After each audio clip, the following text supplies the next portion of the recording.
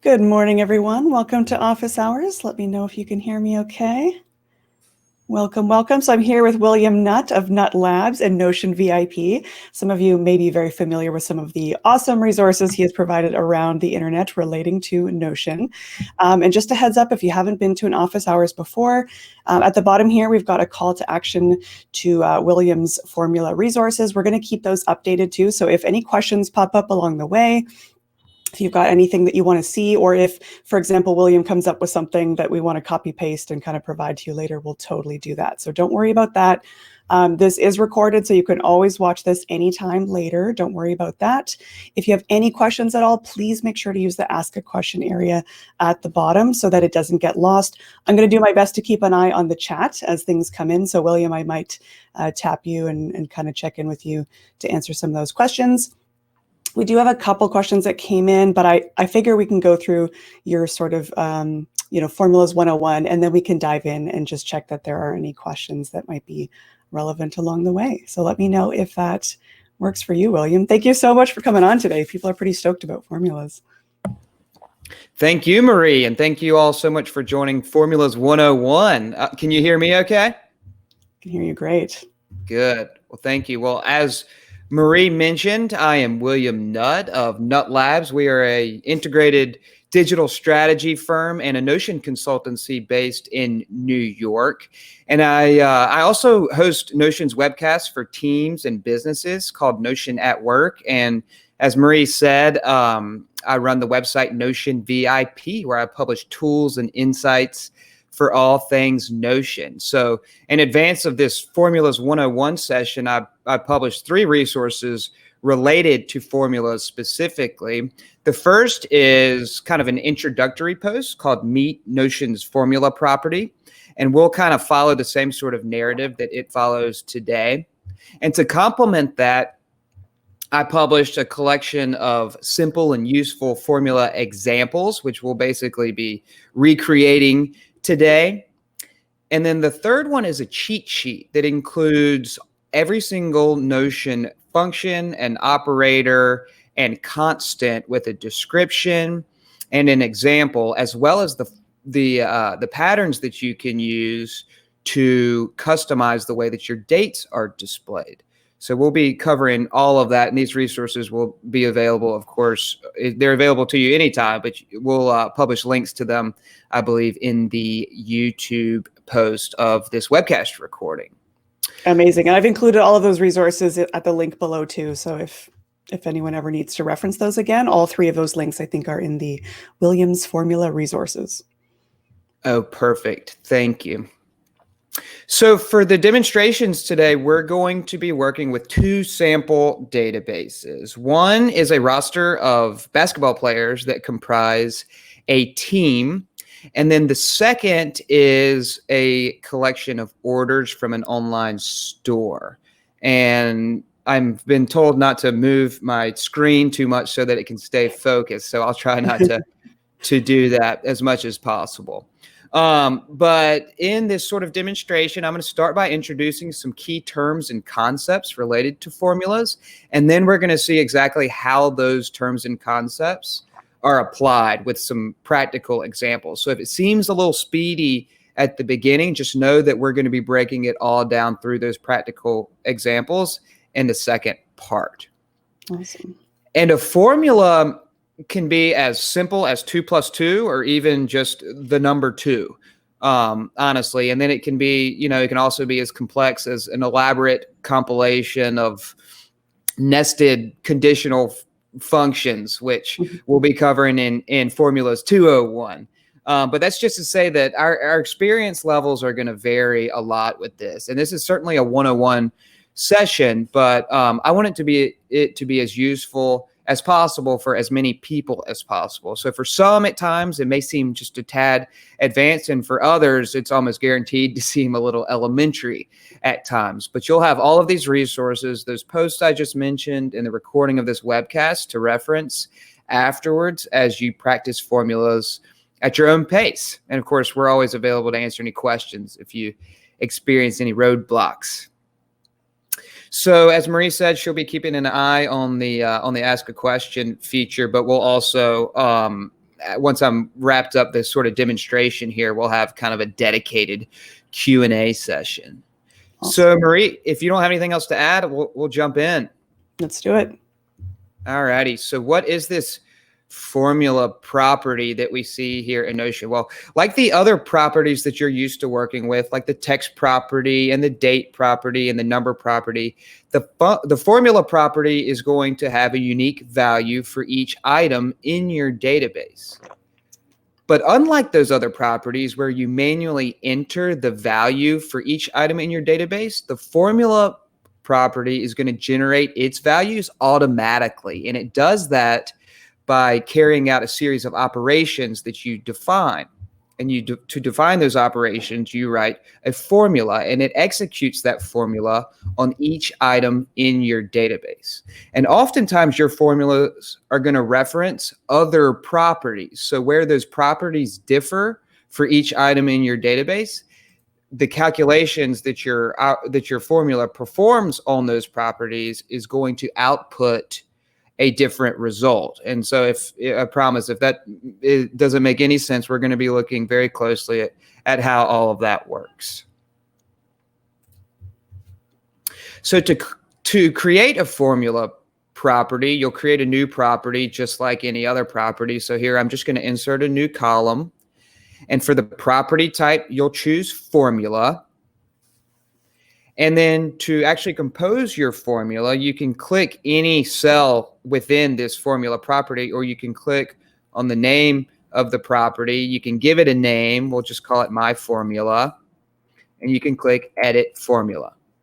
And this is going to bring up the type of formula window where you can compose your formula. So as I mentioned, a formula can be just as simple as 2 plus 2. So let's enter that as our first formula. And after you type your formula, you can hit the done button, or you can hold the command or the control key on your keyboard, depending on what type of computer you're on, and then you'll hit enter or return. And there we've composed our first formula. We have returned a 4 for every item in the database. And the reason that it's the same for every item is because we used what we call literal values in the formula. Our 2 and our 2 are going to be the values that every instance of the formula uses, rather than, as I mentioned, referencing other properties which would be different for each instance of the formula. So these 4s obviously serve no purpose for us. So why would we use formulas? Well, we have 2 kind of overarching reasons why we would use a formula. The first is to calculate new values from other properties. So let's take a look at a few quick examples of what I mean by that. I'm not going to show exactly how we do it, but this is just to show why it's useful.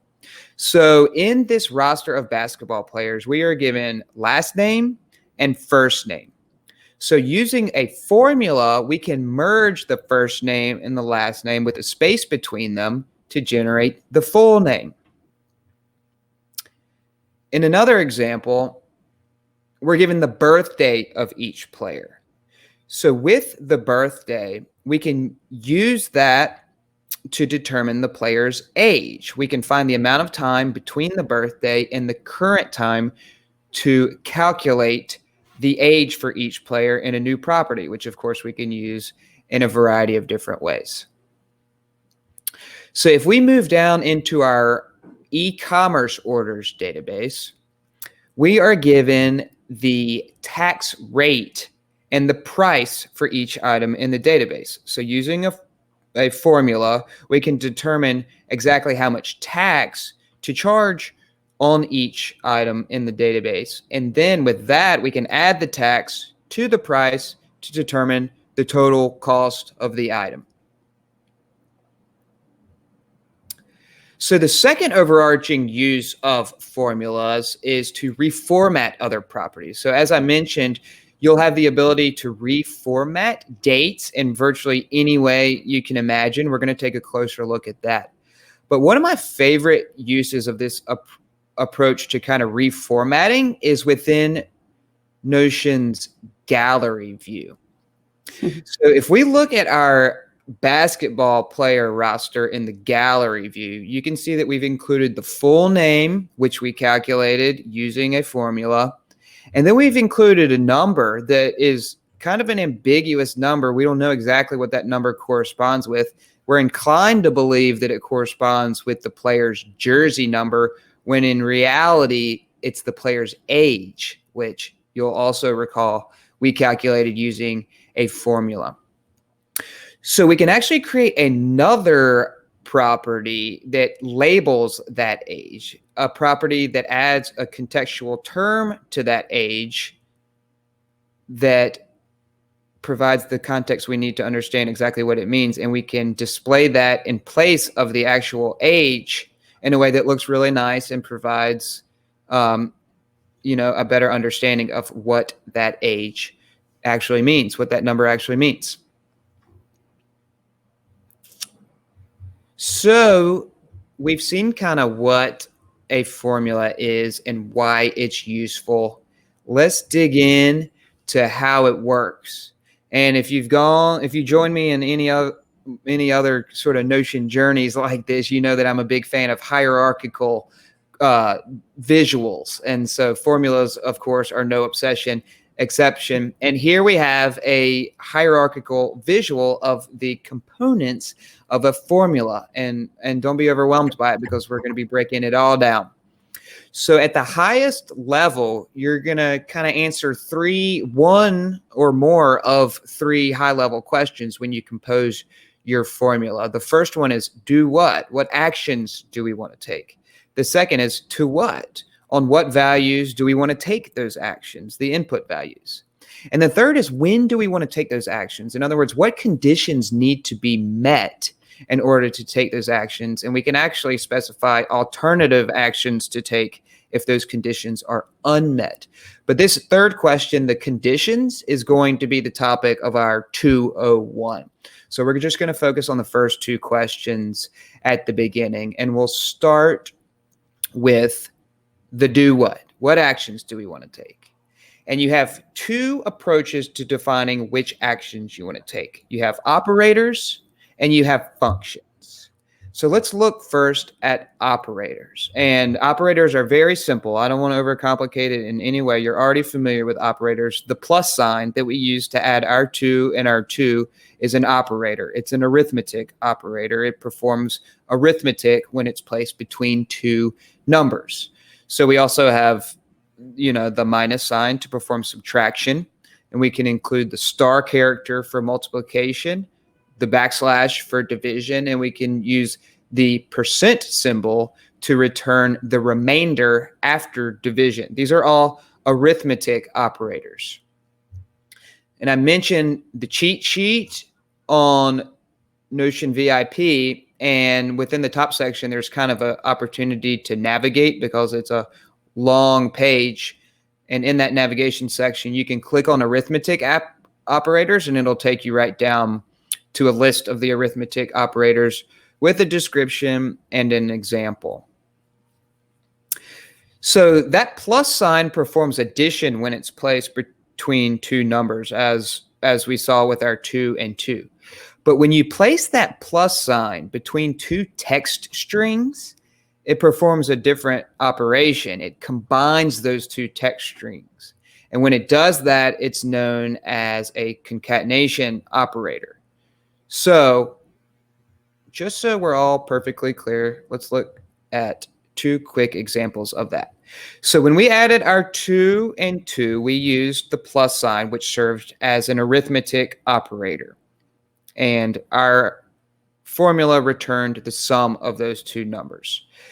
But if we were to surround that instead with two strings of text, we'll just use my name here as an example.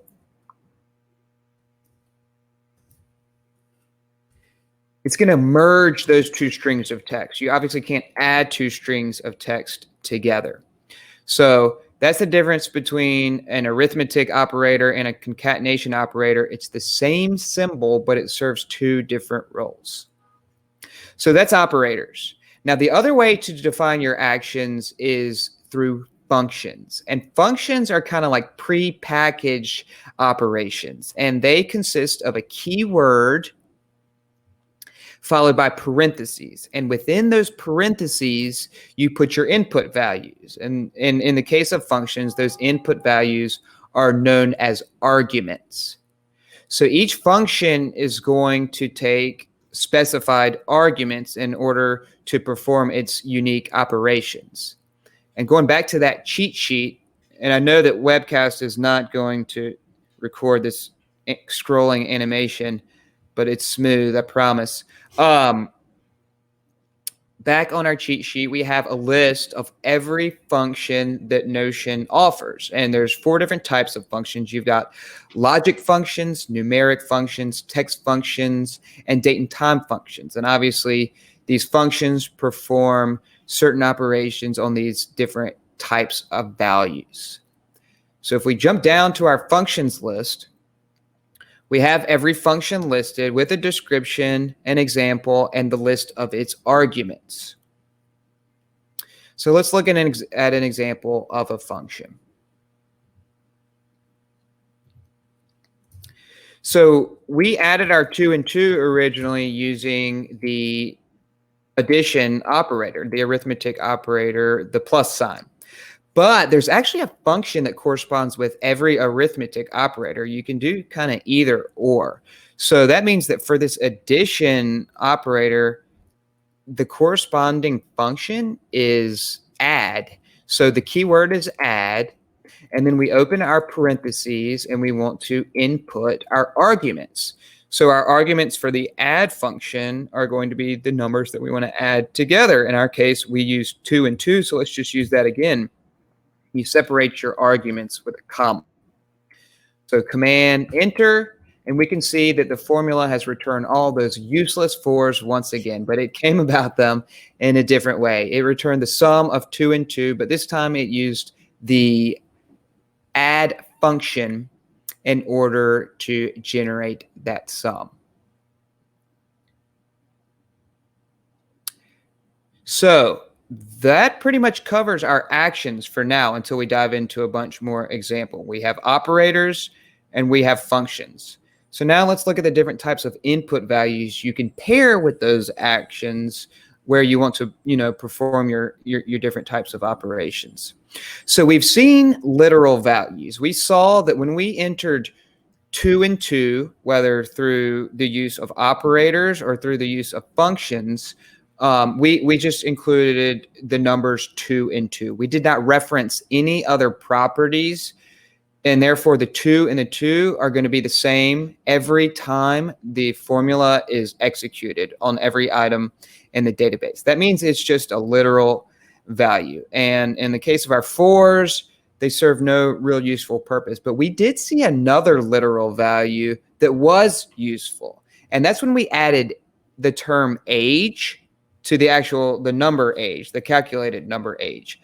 When we added the text string age, it's the same for all instances of the formula for every item in the database, but we wanted it to be the same for all. We wanted to append that contextual term age to the variable name age. So that's an example of a literal value that's actually useful.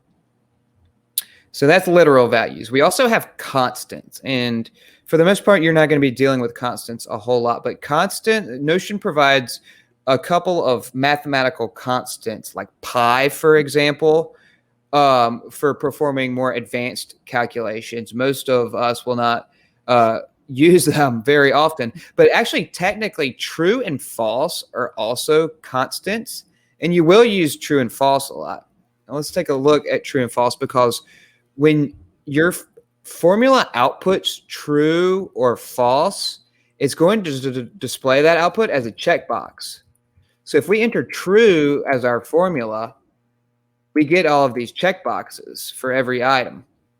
And if we enter false, we get the checkboxes there unchecked. So obviously the way that this is implemented here is useless, but when you get into the conditional functions that we're going to be covering in 201, it's useful because you can say if this, and this are true, check check the box automatically. Otherwise, leave it unchecked. So William, a question did pop in, and feel free to say like this might be a 201 question. yeah. But Jeff asked, can you do a demo for an empty function, i.e. do not calculate if the column or cell is empty, calculate only if there's a value in the cell? Yeah, so great question, Jeff. I'll be happy to connect with you independently if you want a demonstration of that sooner. But for everyone else's sake, let's cover that when we're covering conditional functions, because that falls directly into that category. But you definitely don't need to wait until 201. We can connect independently if that works for everyone. Marie, is that good? That's great. All right. Let's see. So where were we? Yeah. Okay. Constants. So those are constants.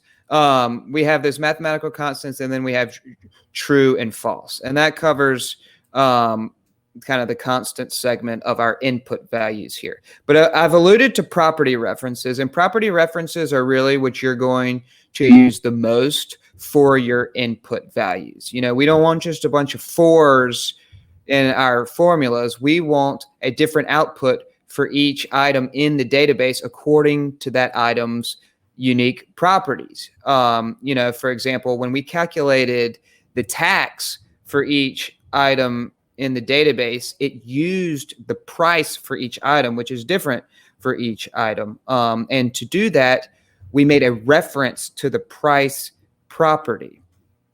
In other words, a property reference, which is going to be the most common form of input value that you use.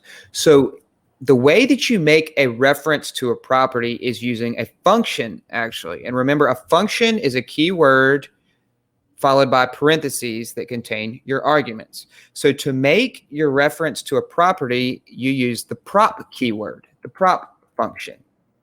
And within the parentheses, as your argument, you include the name of the property within quotation marks.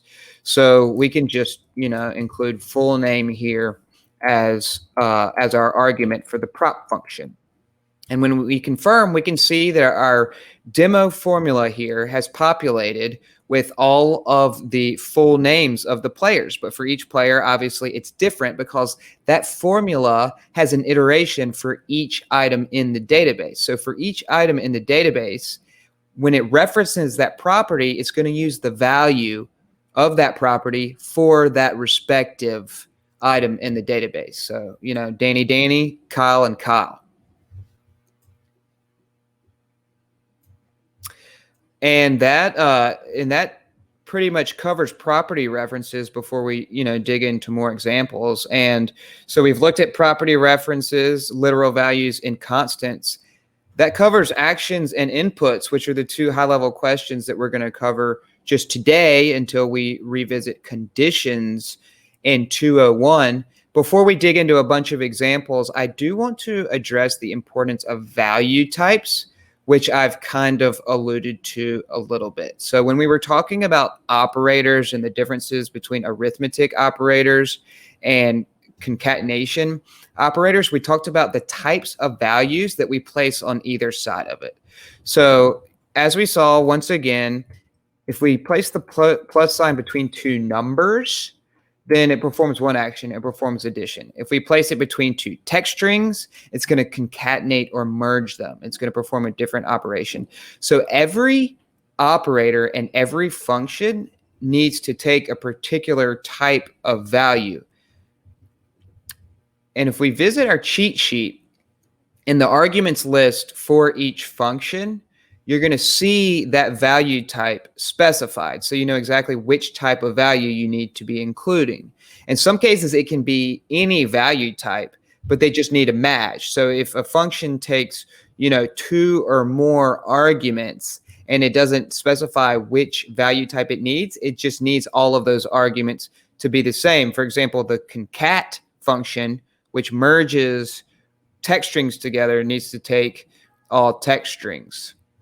That's actually not the best example of what I was just talking about, but we'll see here in our examples.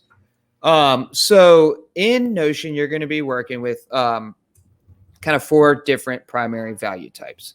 A number can be an integer or a floating point number which is a number that contains decimal places. And anytime you use a number property and you make a reference to it, then that's going to be inputting a number value type within your formula.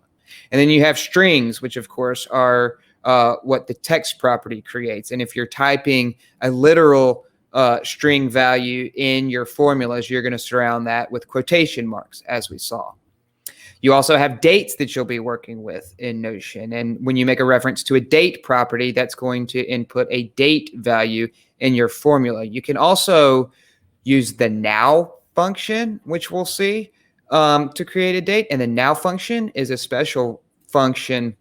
It's actually the only function, I think, that doesn't accept any arguments. And what that does is it always stays up to date with the current date and time. So that's how we calculated the player's age. You'll remember we found the amount of time between the birthday and the current time. And to do that, we used the now function. And then we have Boolean values, which are just true and false. And as we saw, they yield our checked and unchecked checked boxes. So let's see, before we jump into our examples, was there anything else I wanted to mention? Oh, okay. So just one quick example of where value types are important. When we paired our age, the number age, with the term age, the text string age, remember, you can add numbers and you can concatenate or merge strings, but you can't merge technically a number with a string. So in order to do that, we needed to convert that age of the number type to a string. So Notion offers two functions for performing these sorts of conversions, from numbers to strings and then strings to numbers. And we can take a quick look at those. So if we have the number, the age, 34, for example, which is the number type, we have the ability to convert that to a text string using the format function. So it uses the format keyword, and its argument is a number because we want to convert that number to a text string. So when we confirm, we get a 34, but this is actually not a number 34. It's 34 as a text string, and we know that because it's aligned to the left in this cell, whereas this 34 under age is aligned to the right because it's a number. So having converted this to a text string, we can then merge it with another text string, as we did when we created our labeled age. So quickly, the alternative version of the format function is the toNumber function. And when we have a function name that includes more than one word, it typically uses camel case, meaning the first letter is going to be lowercase. There's going to be no spaces between the words, but for the subsequent words, they're going to begin with a capital letter. So you'll see that. You don't necessarily need to know that, but it's just kind of an interesting factoid. So toNumber is going to accept a string as its argument because we want to convert that string to a number. So if we use 23 within quotation marks, meaning it's a string, then we can see that the formula returns 23, but it's now aligned to the right, meaning it's a true number type. I also noticed, William, that when you hover over the number, that little number field actually pops up on the left, right? 1, 2, 3. So right. So if you have a number value as the returned value of your function, you have the ability to format it in these various ways. And that's important because when we created our total cost value, for example, when we initially create that formula, it's not going to be formatted as a currency. So we need to use that feature and choose dollar to ensure that it's formatted correctly. So excellent point there, Marie. Thank you. And so I mentioned, as among those resources I recently published, is the Meet Notions formula property post. And that post addresses this importance of value types. It also includes kind of a navigation menu at the top. So if you want to revisit that concept and those conversion formulas, functions specifically, then you can just click on the importance of value types at the top, and it's going to take you right down to that section where I discussed those conversion functions. Cool. So those are all the concepts and terms I want to discuss. And now let's look at some examples of all of these different concepts. And we'll start with our player roster. And what I'm going to do is basically just kind of redo a number of the formulas that are already in place here just to demonstrate exactly how they're done. So I'll start with the first name. So again, we were given, the full name. We were given the first name and we were given the last name, and we wanted to create a formula property that generates the full name. So to do that, we're going to concatenate, or we're going to merge the first name with the last name. And remember, we have two ways of doing that. We can use an operator, or we can use the concat function. So we haven't really seen the concat function. Let's do that. And that's going to start with the concat keyword. And that concat function is going to take strings as its arguments. You can include as many as you want, but they must be of the type string. So if you try this with numbers, you're going to get an error. So for our first and last name, we want to reference existing properties. We don't want to enter literal values. So we'll use that prop function to reference those properties. And then for its argument, we want to include the name, the first name, the name of the property. And then we're going to want a space between our first name and our last name. So as the second argument, we'll just put a space. And then as the third argument, we're going to reference the last name. So when we confirm, we've got our full name. I think it'd be helpful to show one other way of doing that. So we have another function that works similarly to concat, but it's called join. And for the join function, you're going to concatenate strings as well, but the first argument that it takes is going to be a character that separates each item rather than just merging them adjacent to one another. So in our case, we just want to use a space. So we can put a space between quotation marks, and then after that, we can reference the first name, and then we can reference the last name. When we confirm, we get the exact same values, but these were generated again using a different function, using the join function. And you would use join typically when you're working with more than just two values, but when you're working probably with a variety where you want a separator to occur multiple times. So, and then of course we could have used our concatenation operator to do this as well. We could have just, I think I already did it in an earlier example where we just place a plus sign between the two names with a space after the first name as well. So that's merging the first name and last name. So we also calculated age as we saw, but we didn't see exactly how we do it. So let's look at exactly how we do it. Remember, we're given the birthday of the player. And in order to calculate the age, we want to find the amount of time between the birthday and the current time. And so to do that, we have a function called date between. And again, this uses the camel case. So the arguments for date between, of course, they're going to need to be of the date type. The first two arguments are anyway. The first one's going to be the later date. So in our case, we want that to be the current time. And remember, I mentioned that now function. It takes no arguments, and it's always going to be the current date and time. So that's the first argument of the date between function. The second argument we want to be the earlier date. And in our case, that's going to be a reference to the player's birthday. So we'll enter birthday as the argument for the prop function.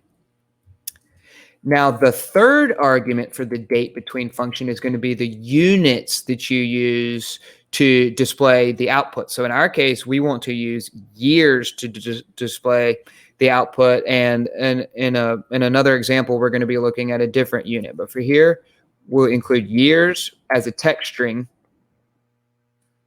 and then close it out, hit enter, and once again, we have our age property. Because it's aligned to the right, and to Marie's point, because we can format it differently using this button, we know that it's of the number type. So when we go to create the labeled age, we're going to need to convert it to a string. So let's do that because we haven't really done that yet. So let's use the concat function to do that once again. So we'll start with our keyword concat, and then we will use a literal value as the first argument, which is age. Remember, this is the useful version versus the useless twos that we saw. And as the second argument, we want to make a reference to the age, but that age is a number, remember, and we need it to be a string in order to work with this concat function. So we're going to use that format function again. It's going to convert it from a number to a string. So we open with our format keyword, and then we want to reference the age. So we're going to open with our prop keyword, and we're going to use the name, the property name age, and then we close out property and close out format, and then close out concat.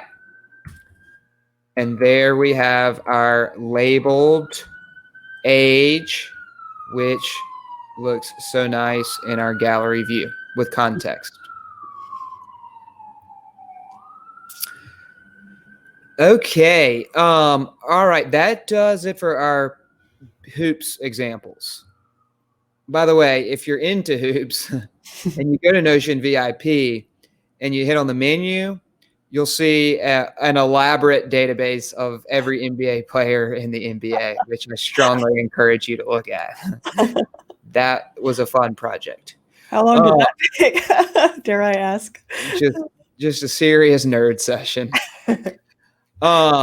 So moving on to our e-commerce database here. So a lot of times a proper database is going to need to include a unique ID for each item in the database. So I don't want to get too complicated here, but the way that this database is structured is that if an order contains multiple products, then it's going to have an independent line item in the database for each product. So whereas order number 1 or order number like 2 and 3, for example, only have one line item, that's because it only has one product in the order. But orders 1 and 4, for example, contain one or more of 2 different products, which we know by their SKUs.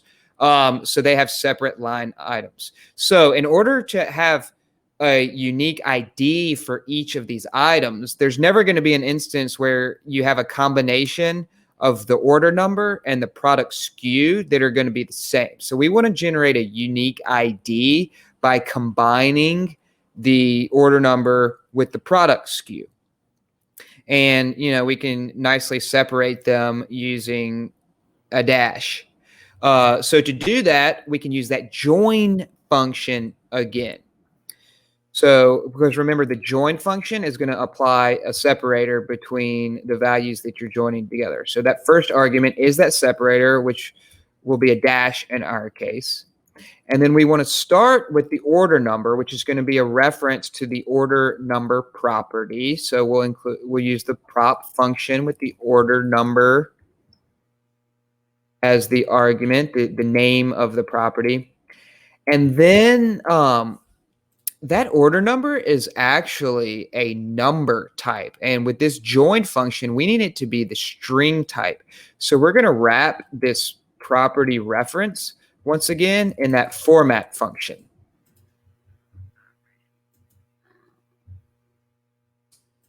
And then we're going to merge it with the product SKU, which is going to be another property reference. And that's already a text string, so we don't need to perform any conversions there.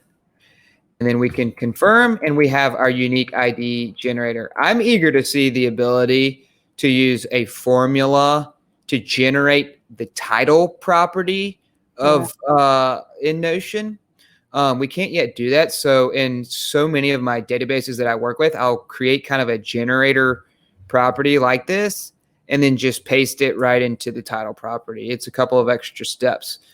But that's what we're working with at the moment. I have a question on this too, because I know once you've got these sort of table headers that have these formulas in there, how do you potentially merge this database with like a batch, like a CSV, if you're trying to import new data into this versus adding items one at a time?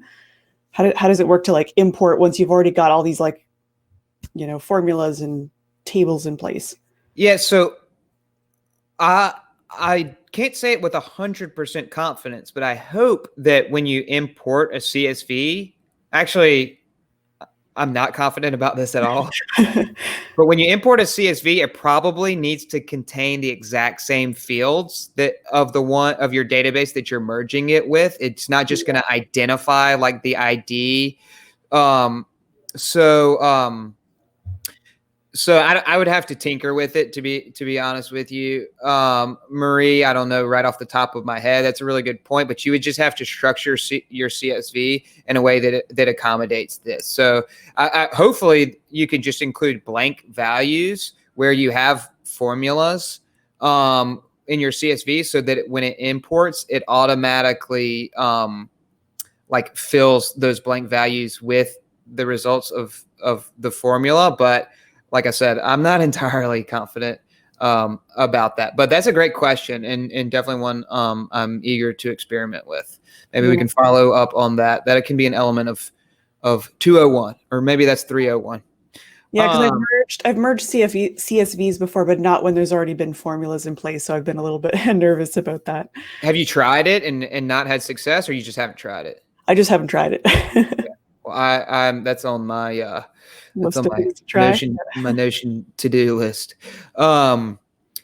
Okay, so we mentioned the formatting of dates and how you have basically like endless abilities to do that, and I'm going to show you why that is. And this is something that I think like everyone will use at some point. It's actually a really nice feature.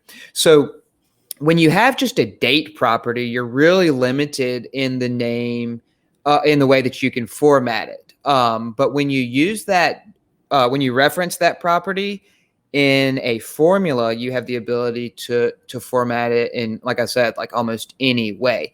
And the way that you do that is using the format date function.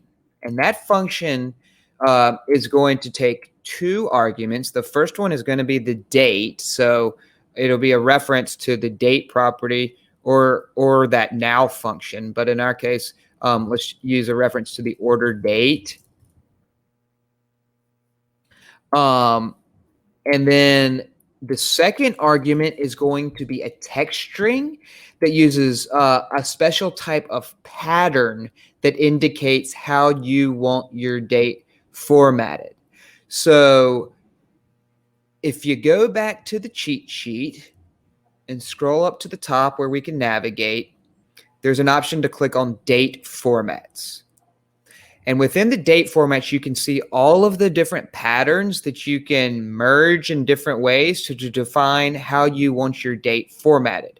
So you've got patterns for indicating year and quarter and month, and all the way down to milliseconds and AM, PM, and working with time zones. There's all of these different patterns that you can add within that text string to define exactly how you want your date formatted. So let's say that we want to take our order date and we want to like add a period to our month abbreviation, and then we want to display the year with just the last two numbers with like an apostrophe. What we can do is just use that pattern format where, three capital M's are going to give us the abbreviated month. We want to add a period to it. Two capital D's will give us the day. We don't want that to change. And then 2 capital Y's are going to give us the last 2 numbers of the year, and we'll add that apostrophe, and then close it out as a string, close out our format date function, and confirm. And this is not a very attractive date, but just it's a useful example, I suppose. We can see that our date is now formatted in the way that we specified. So you can look at all of those different patterns, experiment with them to determine exactly how you want your date specified. And galleries are such a nice aesthetic way of displaying the information in your database. You'll probably be particular about the ways that your dates show there if you need to display them, such as a birthday. And so that's where this will be kind of most handy. All right, moving on. Not too many more, but I hope this redundancy is helpful for people in coming to an understanding of all of this. So we were given the price and we were given the tax rate. And so to calculate tax, we simply multiplied them. So to multiply, we can use the operator, the arithmetic operator, the star for multiplication. But as I mentioned, there's also a function for each arithmetic operator as well. So in this case, we can use multiply as the key word, and then the arguments are going to be the 2 values that we want to multiply together. So in this case, we want to make references to the price property and the tax rate property. So when we do that, we'll just use that prop function and include the name price. And then the second argument is going to be the tax rate property. And there we have our tax for each one. And so then we just want to add for the total price, we want to add the tax to the price. And so again, and just, for the sake, because we've done so many addition, I'll just use the operator here, but we'll reference our price. We'll use the plus sign as an addition operator and reference tax, which we calculated with a formula to determine our total cost. So one more really here. So if you want to kind of track the progress of your fulfillment of orders, for example, you may need to know the amount of time that has passed since the order. And in order to find the amount of time between two dates, as we saw when we were calculating the age of our basketball players, we have that date between function. And remember, with the date between function for age, we used years as the unit. So we can do the same thing here, but use days as the unit. So we still want to use now as the first argument, the now function with no arguments as the first argument for date between here. And then for the second argument, we're going to reference the order date property.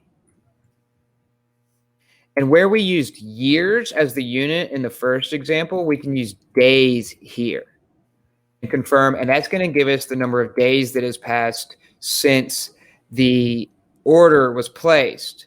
And so we're not going to get into all of this now, but just as kind of a teaser, when we get into conditional functions, we can use those in a variety of different ways that specify kind of what to show based on different criteria. So for example, we can look at the status of fulfillment here and show a different result within the progress property here based on the status. And then what we can do is I've added an urgency property here. And what that does is if a week or more has passed since the order date, which we know from the days since order, and the day and the product has not yet shipped, we get an urgency indicator here. So that's just kind of a hint at what we can do with conditional properties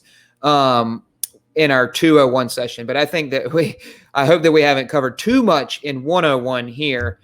We've certainly covered all the basic concepts of formulas, and I hope in a way that's comprehensible for you, in a way that shows you how they can be useful. But as with everything in Notion, you're really going to need to get your hands on it and apply it to your own sort of use cases to really wrap your heads around all of this. So you'll have the recording of this webcast to reference as you do so. You'll have those resources on Notion VIP, and then of course Marie and I are all about the Twitter sphere. So send us any questions anytime. And now we can open up the Q&A for any questions you might have now. Awesome. So there's definitely some that have come in already, and just if you do have any that have come up as a result of this, don't hesitate to either put it in the chat or add it to the Ask a Question area, and we'll dive in and see if we can answer a couple of these. So Jeff asked how to control the decimal to 2 digits. Yeah, really good question, Jeff. Is that the same Jeff that asked the previous? I believe so. Empty. So Jeff, I really want to be careful not to confuse a lot. Did he say he found it, or is that someone else? I really want to be careful not to confuse a lot of the beginners in our group here. So I do have a method of doing that. It's not crazy complicated. Basically, all you do off the top of my head without working with it here is you multiply it by 100 and then divide by a certain number depending on how many decimal places that you want. That's just, I think, right off the top of my head. But let's connect after this, and I'll show you how to do that. But it's just a really simple calculation. Yeah, Mike also replied to that, said round the property of quantity. That's it. You round and then you divide. Hopefully that helps. Is there a way to recreate a VLOOKUP function? Yes. So, well, that might also be a 201 or 3. well, that's not exactly a formula. That is what's the name of the person who asked that question? Silet? You didn't say it because you didn't know how to pronounce it. Well, Silet, if that's how you pronounce it properly. So that's going to use the combination of a relation property and a roll-up property. So I don't know if you're familiar with those, but when you connect databases through relation properties, you can then add a roll-up property that finds values within the related database in different ways. So explore that. Explore relation properties and roll-up properties, and let me know if you're able to find your answer through your tinkering. And if not, you know where to find us. And we did do a session last week, was all about relational databases, and we did go into some roll-up. So if you didn't see that session, you can click on Notion at the top to go to the Notion Crowdcast page, and you can watch the replay from last week, and that might help clarify some of that. And yeah, some of these questions, again, we might not be able to dive totally deep into in this session, but someone did have a great question. They said, when will the Formulas 201 session happen? Yeah, Marie's already on me about that too. Like, when's it gonna happen?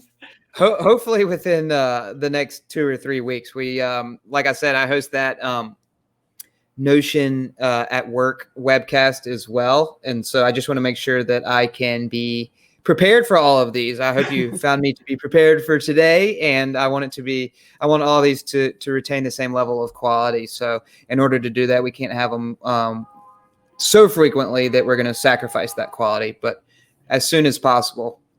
Got to pay the bills. No, that's great. Thanks, Michelle. So we'll definitely keep everyone posted. Anyone that came to this do it session, right now. right now. Yeah, I mean, that's totally up to William if there's any extra time or whatever, and I'm happy to.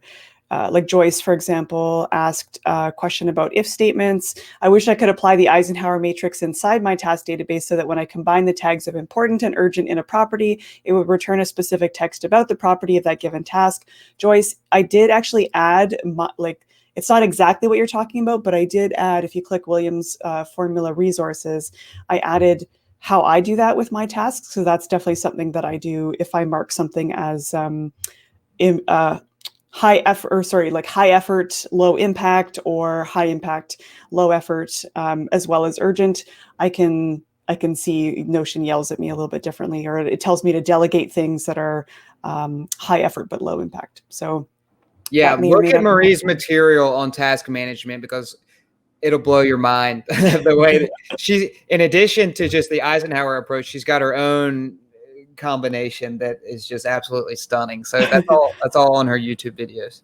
Influenced by Taylor Pearson there. So I really liked the way he looked at his tasks in terms of how much value that task carries as well. Like, is this a Yeah. $10 task or a $10,000 task? And so instead of doing that in multiple properties, I've kind of combined it and rolled it up into one. So hopefully the examples there will give you a starting point that you can kind of copy and paste from.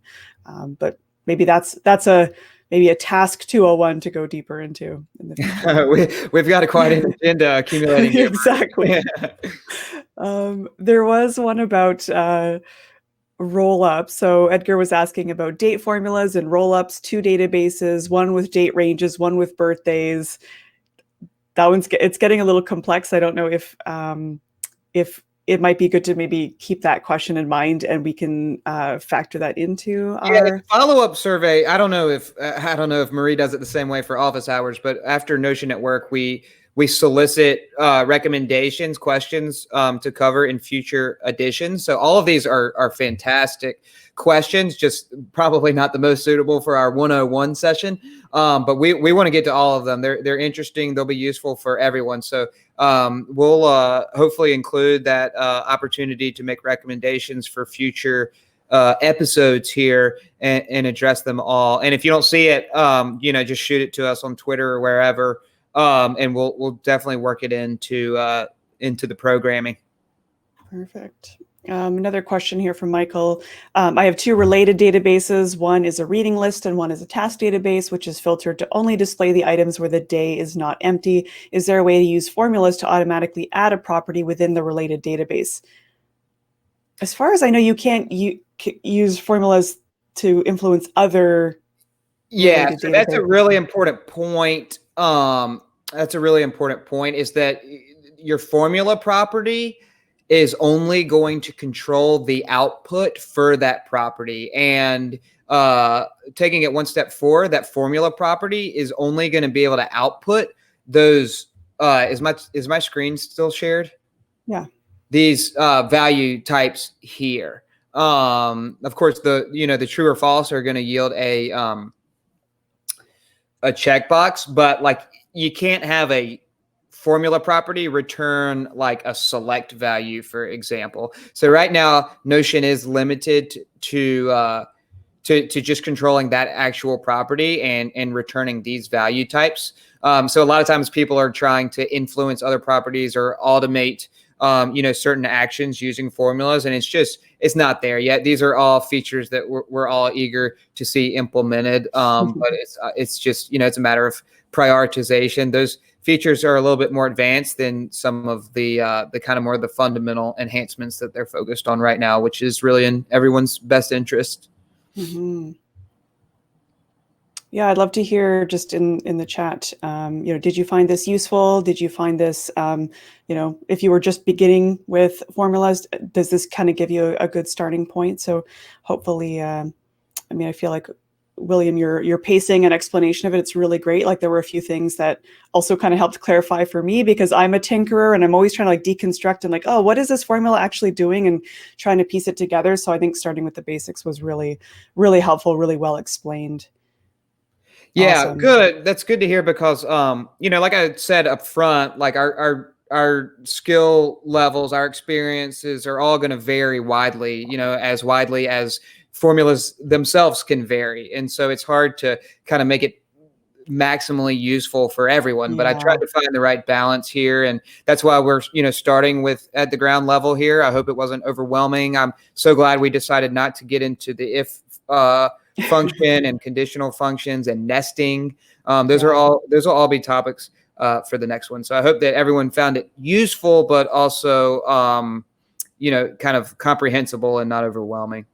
Absolutely. Yeah, I think it's This is obviously just the beginning. And if there's anything that comes up, or William, anything that you want to share, I can keep that that green link updated so that Hey, anyone can dive Patrick, in.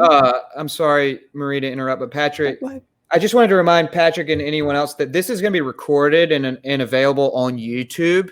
I kind of put this together with that in mind. I know if you were having to like take notes or take screen captures during this, it would have been a little fast to do so. But I put this together with the intention that you would, reference it Pause. once it's published on YouTube at your own pace. So Patrick, you can screen grab to your heart's delight on the YouTube version. That's great. And, definitely review the resources, those 3 links that William provided. They're super in depth and really, really well articulated. So definitely check those out to go into a little bit more detail. And then again, if there's specific use cases, it's always cool to make the examples reference things that people are actually doing. And so I think like the sales database, I think is a really great example too. So if anyone has specific things that they do want to see in the 201, definitely add us on Twitter, and hopefully we can incorporate some of those examples in the next. Yeah, that's another good point, Marie. In this in the examples post that I mentioned, simple examples, those databases are actually linked within the intro here. So you can duplicate them within your own workspaces, and you can actually look at the formulas that were used to within the formula properties to see exactly how they're constructed, and as you say, Marie, deconstruct them for a comprehensive understanding of how they work. Very cool. Thank you so much. I really appreciate all the time that you've put into all of these resources. Seriously invaluable. Fun stuff. Thank you so much for having me. Cool. Thanks everybody for coming. Again, you can watch the replay anytime, and definitely check out those resources. Let us know what you think, and we will keep you posted about when we're ready to do the Formulas 201. Thank you so much, William. Yeah, thank you. Have a great weekend, everyone. Bye-bye. Bye for now.